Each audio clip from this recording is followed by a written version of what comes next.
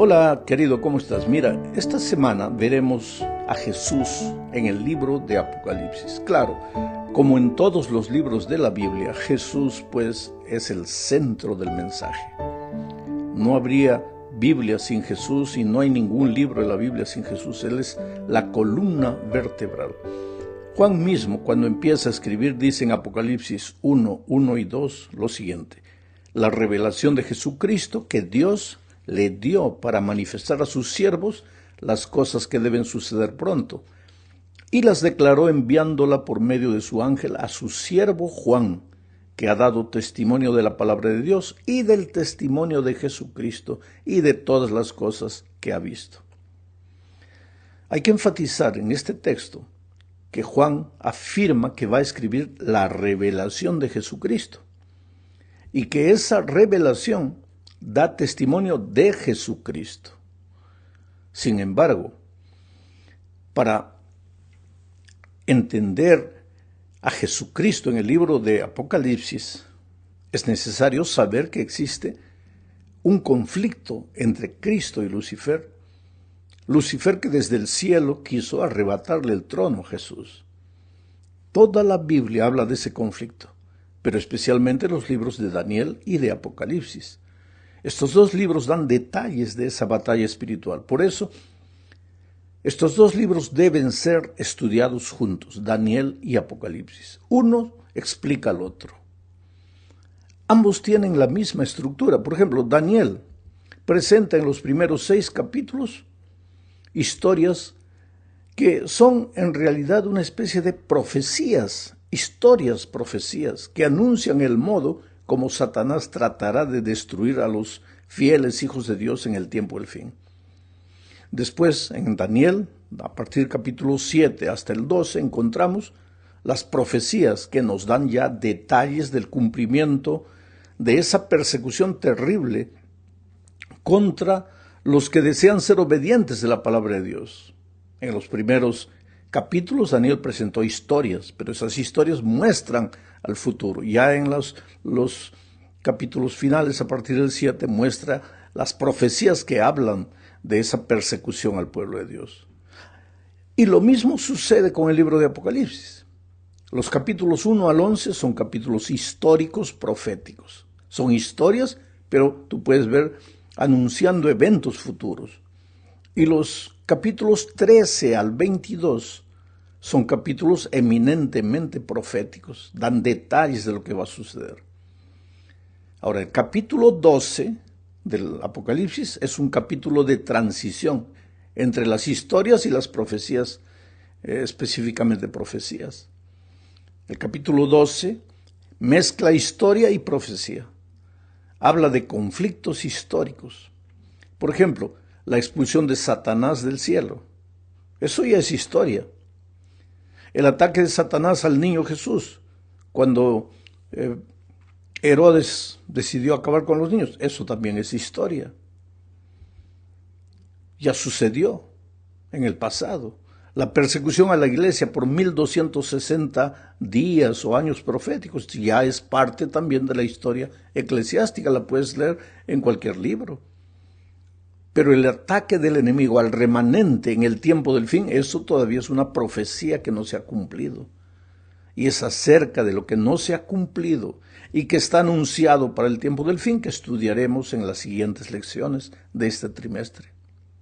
Ahora, lo que necesitamos tener en cuenta es que no podemos perder de vista que el centro del libro de Apocalipsis no son las profecías en sí, sino el Señor Jesús y su bendita obra de salvación.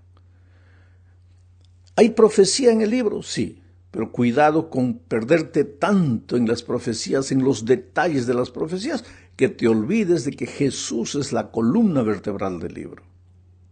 Por eso en la segunda parte de este estudio veremos aspectos de Jesucristo, como el libro de Apocalipsis muestra al Señor Jesucristo. En Apocalipsis 1:5, por ejemplo, Jesús es presentado como el testigo fiel, como el primogénito de los muertos y el soberano de los reyes de la tierra.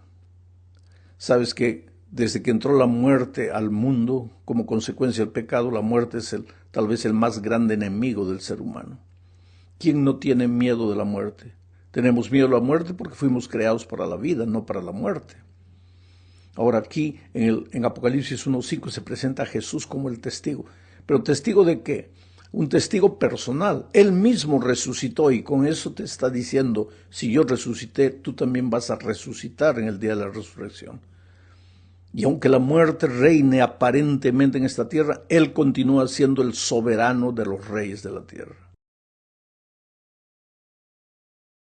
Ya en el en el versículo 18 del capítulo 5 también de Apocalipsis, Jesús es presentado como el que tiene las llaves de la muerte y del Hades, nuevamente aquí presentando la victoria sobre la muerte.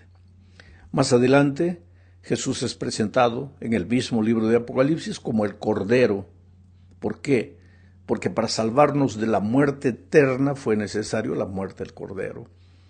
Jesús también es presentado como el fiel y verdadero, aquel que juzga y pelea con justicia.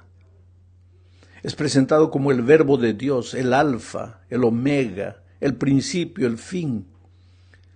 Todos estos pasajes bíblicos presentan a Jesús en varios roles, en varias funciones. Es el mismo Cristo, pero de una manera, de otra manera, en un tipo de trabajo, en otro tipo de trabajo, siempre en favor del ser humano, siempre cuidando.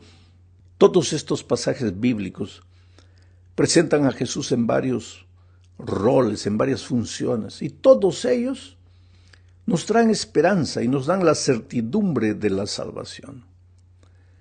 Porque Cristo está a tu lado, tú no estás solo en este mundo. Por ejemplo, si en este momento estás enfermo, o estás condenado por un cáncer, o tienes un hijo, un niño inocente condenado a la muerte por el cáncer desde el punto de vista médico, aparentemente ya no hay salida, o tienes un ser querido enfermo, ¿qué es lo que te dicen estos versículos? Que Jesucristo está a tu lado, Él gobierna, aunque te parezca que las cosas han perdido el control en esta tierra, Dios está en el control del universo y de la vida. Y otra cosa, si Él resucitó, no tengas miedo de la muerte. Cierra los ojos y descansa tranquilo con la esperanza de que mañana, cuando la trompeta suene, vas a resucitar, porque Jesucristo resucitó. Y Él es el testigo fiel de que la promesa es verdadera.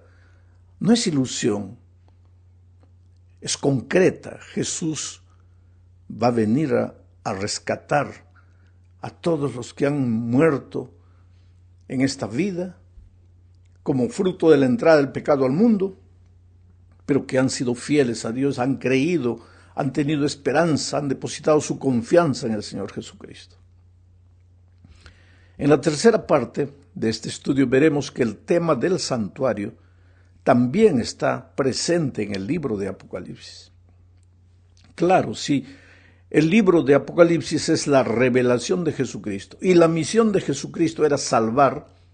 El tema del santuario, cuyo centro de actividades es la salvación, pues no podía estar fuera de él. Lo que sucedía en el santuario es interesante.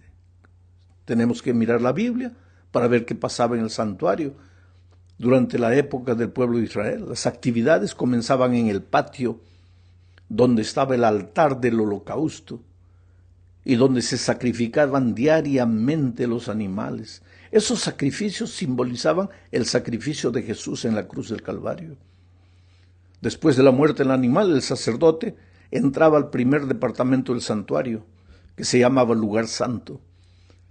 En el libro de Apocalipsis, esto es representado por Jesús caminando entre los candeleros. Apocalipsis 1:13 dice, y en medio de los 7 candeleros, a uno semejante al Hijo del Hombre, vestido de una ropa que llegaba hasta los pies y ceñido por el pecho con un cinto de oro. Eso es lo que Juan vio. Era el Señor Jesucristo. Pero ahora Juan en su visión ya no está mirando el templo de Israel, el santuario de Israel, está mirando el santuario celestial allá y ve a Jesucristo paseándose entre los candeleros. Y en la tierra, en el santuario terrenal, el sacerdote se paseaba por el lugar santo después de ofrecer el sacrificio en el altar. Pues aquí en esta figura de Juan, que ve al Hijo del Hombre vestido de una ropa que le llegaba hasta los pies, paseando entre los candeleros. Vemos a Cristo en el santuario celestial. Y esta escena revela que Dios gobierna el mundo desde el santuario celestial. Él está allá. Cristo no es un Cristo muerto, ha resucitado y vive eternamente con el Padre y con el Hijo. Un solo Dios. Allá en el cielo está el centro del comando divino, y a ese lugar se dirigió Cristo después de su ascensión. Desde allí Jesús influye y dirige la lucha cósmica entre el bien y el mal. Ahora, un poco más adelante, en Apocalipsis 4, 1 y 2, leemos lo siguiente. Después de esto miré y he aquí una puerta abierta en el cielo. Y la primera voz que oí, como de trompeta hablando conmigo, dijo, sube acá y yo te mostraré las cosas que sucederán después de estas. Y al instante yo estaba en el Espíritu, y he aquí un trono establecido en el cielo, y en el trono uno sentado. Querido, ¿qué es esta puerta abierta? Esa puerta abierta simboliza el inicio de la obra sacerdotal de Cristo en el cielo. Cristo comienza su obra de juicio. Hebreos capítulo 10, versículos 11 y 12 dicen, pero Cristo, habiendo ofrecido una vez para siempre un solo sacrificio por los pecados, se ha sentado a la diestra de Dios, de ahí en adelante esperando hasta que sus enemigos sean puestos por estrado de sus pies. En esta escena, Jesús está dando inicio a su obra en el cielo. Apocalipsis 11, 19 dice, y el templo de Dios fue abierto en el cielo, y el arca de su pacto se veía en el templo, y hubo relámpagos, voces, truenos, un terremoto y grande granizo. Es interesante que Juan, cuando se abre la puerta del cielo, es decir, cuando inicia Jesucristo su ministerio sacerdotal de intercesión en favor del ser humano, cuando se inicia la obra del juicio investigador en el cielo, y nosotros sabemos que eso proféticamente sucedió el 22 de octubre de 1844. Ahora, cuando se abre esa puerta, ¿qué es lo que Juan ve de acuerdo al último versículo que leí? Ve el arca del pacto en el lugar santísimo del templo. ¿Por qué? Porque dentro del arca del pacto está la ley de Dios. Y la ley de Dios es la norma de juicio. El juicio va a determinar si los hombres guardaron la ley de Dios o no. El juicio va a determinar si los hombres se apropiaron de la gracia divina para vivir a la altura de los principios de su santa ley o no. Recuerda que antes de llegar al arca del pacto, es necesario que Jesús pase por el altar del sacrificio, donde es sacrificado no el ser humano, sino el mismo Cordero de Dios. Y solo después de su sacrificio, Él entra al lugar santísimo donde está el arca del pacto con la ley de Dios. ¿Cuál es el mensaje aquí? Que es imposible vivir a la altura de los principios de la ley sin pasar por el sacrificio del Cordero, sin bañarte en la gracia de Cristo, sin ser justificado por Jesucristo. Solamente cuando tú te entregas a Jesús, cuando dejas que Él haga su obra maravillosa en ti, obra de transformación, cuando te arrepientas de tus pecados, cuando al reconocer tu vida de pecaminosa no sabes qué hacer, pero ahí te apoderas de la gracia de Jesucristo, ahí, perdonado, ahora tú puedes vivir a la altura de los eternos principios de la ley de Dios que están en el lugar santísimo, en el arca del pacto. No quiere decir que la ley salva. Tú entras a obedecer los eternos principios porque has sido salvado por el amor, por la misericordia, por la gracia maravillosa de Jesucristo. Vamos a la cuarta parte del estudio. Veamos ahora a Cristo en el libro de Apocalipsis. En realidad esta es la cuarta y la quinta parte. El Apocalipsis es una revelación, como ya lo dijimos. El Apocalipsis no tiene nada que ver con cosas ocultas y misteriosas. No. Por medio del libro de Apocalipsis, Dios quiere revelar algo muy importante a los seres humanos. Es algo que debe suceder pronto, dice Juan. Algo de consecuencias eternas para los individuos, para las familias, para las naciones. El Apocalipsis es la respuesta divina para el hombre confundido y desorientado de nuestro tiempo. Pero, ¿cómo podríamos entender el libro de Apocalipsis sin ser víctimas del fanatismo simplista o de las complicaciones teológicas? Ese es el problema, porque hay mucha gente que se pierde entre las profecías del libro de Apocalipsis. Ahora, si el libro contiene un mensaje tan importante para el ser humano, ¿habría Dios limitado su interpretación a unos pocos privilegiados? Claro que no. ¿Cuál es el mensaje del Apocalipsis para ti hoy? ¿Qué quiere comunicarte el Señor? Bueno, para entender este libro, pues, es necesario conocer el contexto histórico. Todos los estudiosos de la Escritura aceptan que Juan, el discípulo amado, es el autor del libro. En el libro de Apocalipsis, en el momento cuando se escribió el Apocalipsis, Juan era el único sobreviviente de los discípulos. Entre Juan y Jesús había existido una hermosa historia de amor, fe, comunión, que nos ayudará a entender el libro. Juan fue llamado por Jesucristo, pero cuando él fue llamado, Juan era solo un humilde pescador, impetuoso, egoísta, era el hijo del trueno. Su personalidad era tan ruda, tan violenta, pues se le conocía como el hijo del trueno. Ese carácter le había acarreado muchos problemas. Juan no era feliz. Luchó para cambiar, pero no lo consiguió hasta que conoció a Jesucristo y encontró en Jesús el secreto de la victoria. Sabes, querido, nadie puede vivir al lado de Jesús y seguir siendo la misma persona. En la diaria comunión con el Señor, tu carácter cambia porque el carácter del Maestro se reproduce en el tuyo. Eso fue lo que sucedió con Juan. Buscó a Jesús cada instante de su vida, salió de la rutina de una relación circunstancial, rompió la monotonía de ser solo un discípulo del Maestro y fue el único que recostó su cabeza en el pecho del Señor. Finalmente llegó la hora de la partida del Maestro. ¿Y ahora? ¿Qué hacer? ¿A dónde ir sin Jesús?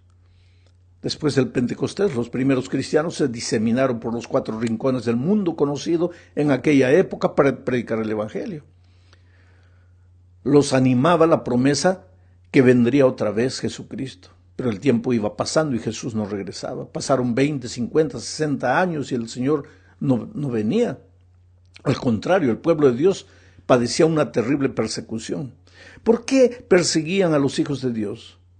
Veamos, el Imperio Romano dominaba el mundo político de aquel tiempo y de repente el culto al emperador se había convertido en la religión oficial. Todo el mundo debía adorarle. La razón de este culto al emperador era sencilla. El Imperio Romano abarcaba un conjunto heterogéneo de gente, diferentes países, culturas locales, diversas razas, lenguas, etc. ¿Cómo conservar la unidad en medio de tanta diversidad? Pues la historia humana prueba que no existe un factor más eficaz para lograr la homogeneidad que una religión común a todos. El caso es que ninguna religión ni Dios local contaría con la fácil aceptación de todos los demás. Pero había una figura conocida y respetada en el mundo político de esos días, era el emperador. Su autoridad trascendía las fronteras culturales y religiones locales. Entonces, ¿por qué no hacer del emperador una especie de divinidad? Fue eso lo que hicieron. Por eso es que negarse a adorar al emperador no era solo un acto de irreligiosidad, sino de rebeldía y subversión política. Si alguien se negaba a quemar incienso delante del busto del emperador, no solo se consideraba un ateo, sino rebelde, desleal y subversivo al país. Pero los cristianos, ¿cómo podrían adorar a un ser humano que se atribuía las prerrogativas de Dios? Por eso los cristianos fueron perseguidos y asesinados. De entre todos los emperadores se puede considerar a Domiciano uno de los más crueles y perversos. Trató de establecer un gobierno absoluto, ¿sabes? Promovió su divinidad, entre comillas, por medio de holocaustos públicos. Quemaba a los cristianos como antorchas vivas y a la luz de esos cristianos ardiendo, otros creyentes eran destrozados por fieras hambrientas en el circo romano. El mismo Juan estaba perseguido, estaba en la isla de Patmos.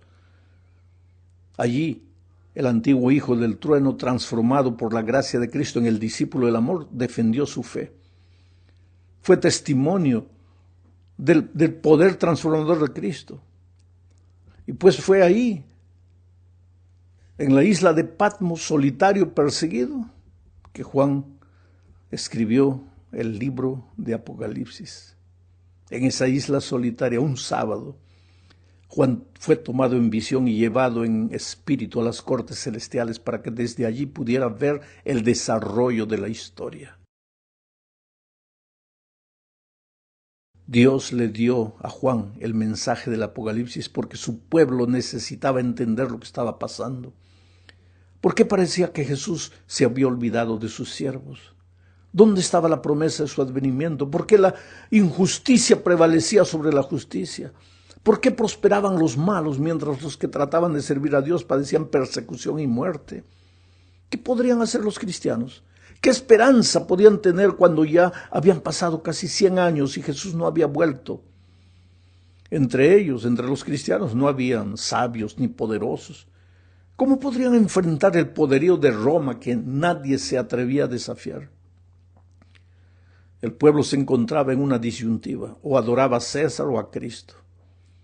Pues el Apocalipsis se escribió para fortalecer la fe de los hijos de Dios, para explicarles el porqué de esa aparente tardanza y para mostrarles el desarrollo de la historia desde esos días hasta hoy. Nada, mira querido, nada de lo que pasa hoy quedó sin ser revelado. Las guerras, la explotación social, económica, los problemas ecológicos, la explosión demográfica, el desequilibrio climático, las tragedias en el mar, la tierra, el aire, todo fue objeto de la revelación, todo tiene su razón de ser, todo tiene una explicación. Todo es consecuencia de un conflicto cósmico que comenzó hace muchísimo tiempo en el distante lugar del universo llamado cielo. Pero si Dios quería explicarle todo eso a sus hijos, entonces, ¿por qué Apocalipsis tiene tantas figuras y símbolos? Al leer el Apocalipsis te vas a encontrar con corderos, monstruos, cuernos, bestias, sellos, trompetas, plagas, caballos de diversos colores, seres extraños con rostro de buey, de león, en fin, unos 3000 símbolos y figuras.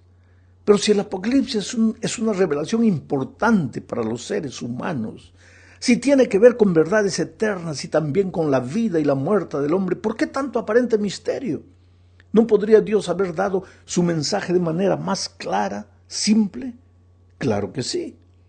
Pero recuerda que cuando Juan escribió el Apocalipsis, la iglesia cristiana estaba siendo perseguida por el poder político de Roma y el Apocalipsis presentaba la caída del imperio. ¿Te imaginas lo que habría pasado con la iglesia si los dirigentes de Roma hubieran podido entender el Apocalipsis?